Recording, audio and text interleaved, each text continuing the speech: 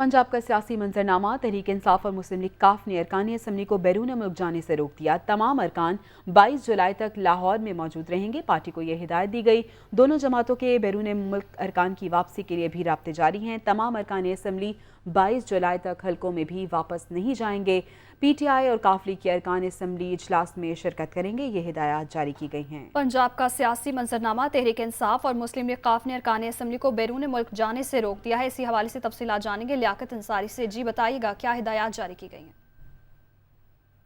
लियाकत अंसारी से भी तफसीलात लेंगे। आपको बताते चलें कि तमाम अरकान 22 जुलाई तक लाहौर में मौजूद रहेंगे। पार्टी की ये हिदायत है और दोनों जमातों के बैरून मुल्क अरकान की वापसी के लिए भी राब्ते किए गए। इसी हवाले से तफसीलात जानेंगे लियाकत अंसारी से। जी बताइएगा।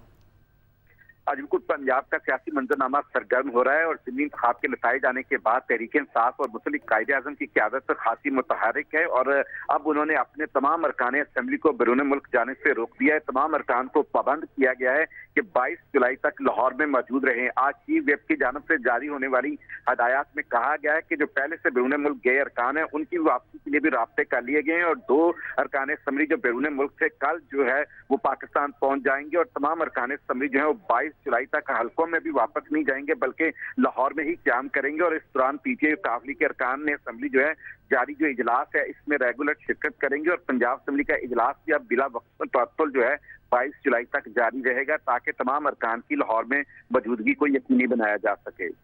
जी बहुत शुक्रिया लियाकत अंसारी, आपने अपडेट किया।